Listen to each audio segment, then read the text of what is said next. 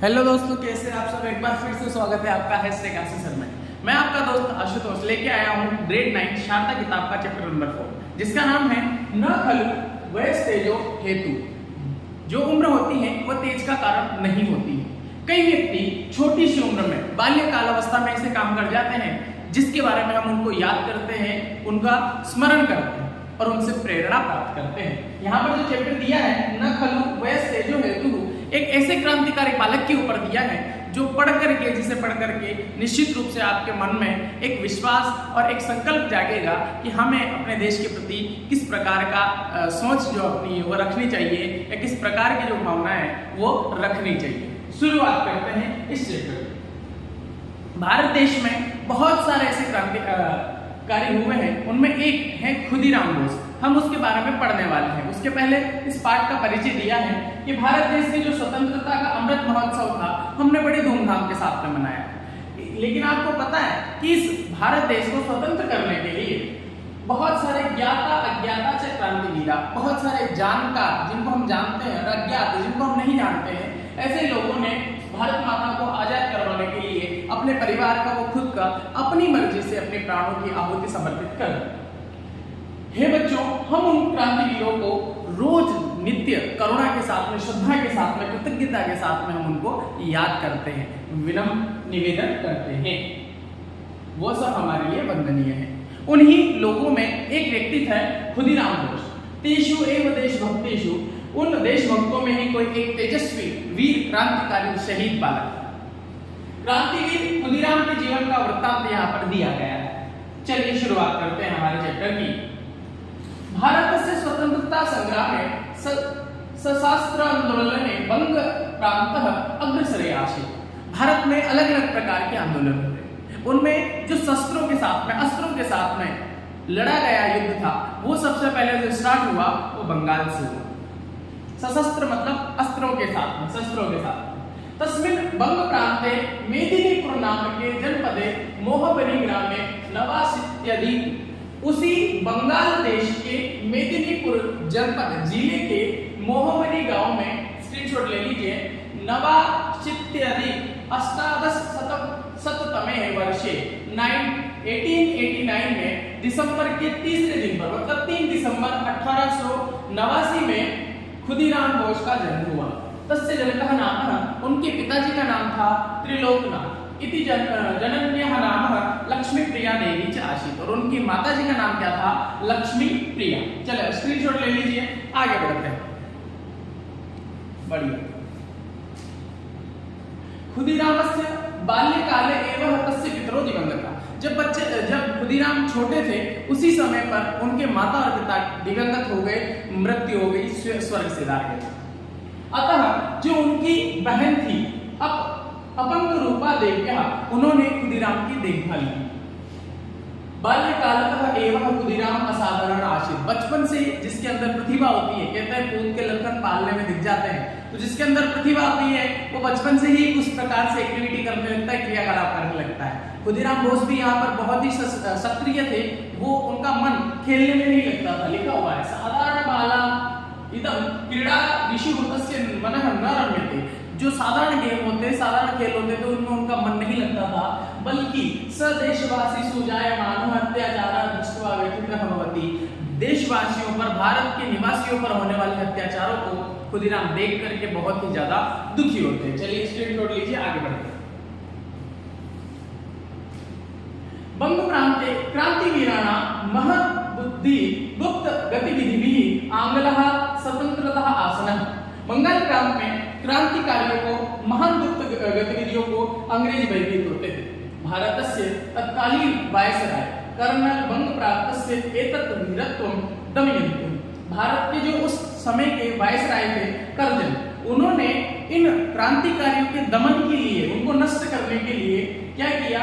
बंगाल में कर्जन आया, उत्साह, उनको दमन करने के लिए, उत्साह को ध्वस्त करने के लिए, और देशभक्ति मर्दितुम भंग प्रांत से पंथाधारित विभाजन, और पंथ के आधार पर बंगाल के 2 टुकड़े करने के लिए जो वायसराय कर्नल थे वो बंगाल प्रदेश में आए। पंचाधिक नव शततमे वर्षे तेन बंग प्रांतः भागः द्वयं विभाजितः। 15 वर्ष में 1905 में बंगाल प्रदेश के दो टुकड़े हो गए, बंगाल को दो भागों में बांट दिया गया। तस्य एतया कृत्या न केवलं बंग प्रांते अपितु सर्वस्मिन् देशे जनांदोलन प्रवृत्तः। उसके ये करने की वजह से केवल बंगाल में ही नहीं पूरे देश में विरोध का जो आग थी, आंदोलन थे, वो शुरू हो चुके थे। स्क्रीनशॉट ले लीजिए, आगे बढ़ते। बंगभ्य आंदोलनम इति तस्य जनांदोलनस्य नाम। उस जन आंदोलन का नाम क्या था? बंग भंग आंदोलन। क्या था? बंग भंग आंदोलन। यद्यपि खुदीराम तस्मिन् समय केवल 10 वर्षीय तथापि देशभक्ते भावन्यास प्रेरितः जन आंदोलन है।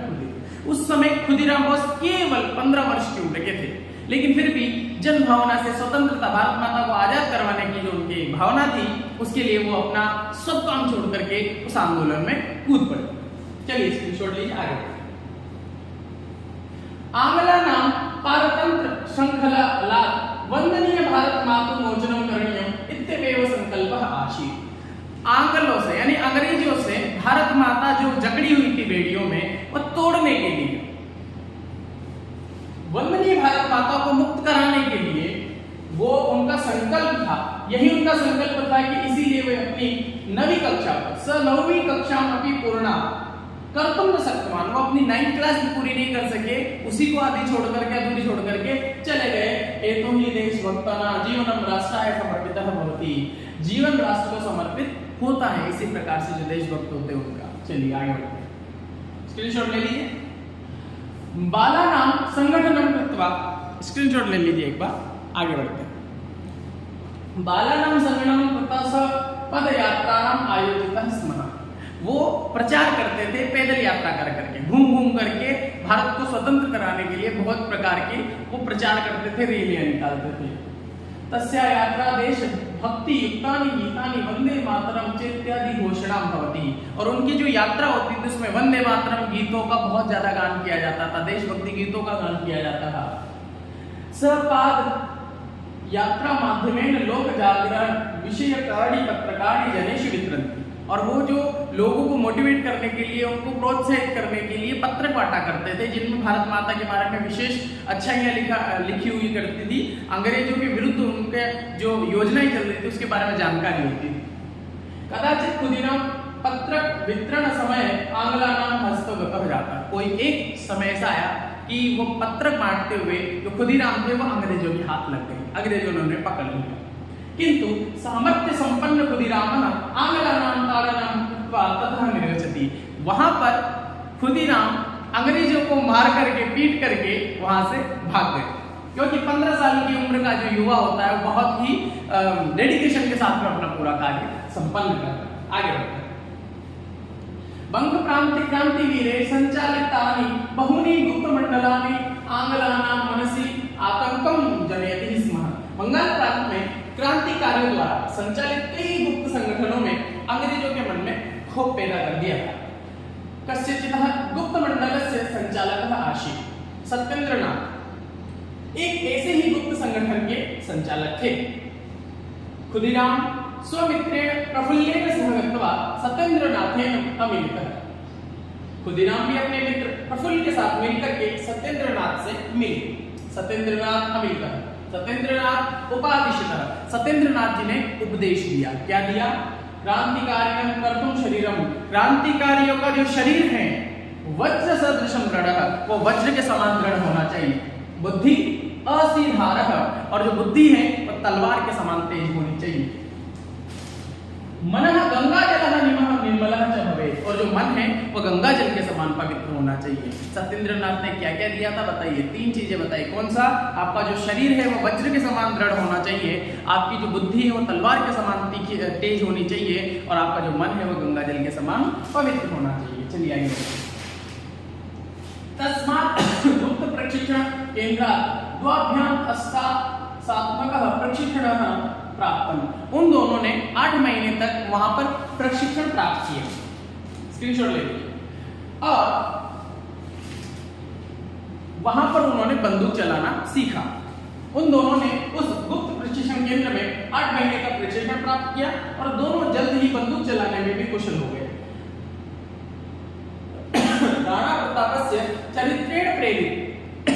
महाराणा प्रताप के चरित्र से प्रेरित जो खुदीराम बोस थे, वो उन्होंने प्रतिज्ञा की कि जब तक भारत माता इन अंग्रेजों की गुलामी से मुक्त नहीं हो जाएगी, तब तक मैं अपने पैरों में पाद प्राणम न धार्यते, मैं अपने पैरों में चप्पल नहीं पहनूंगा।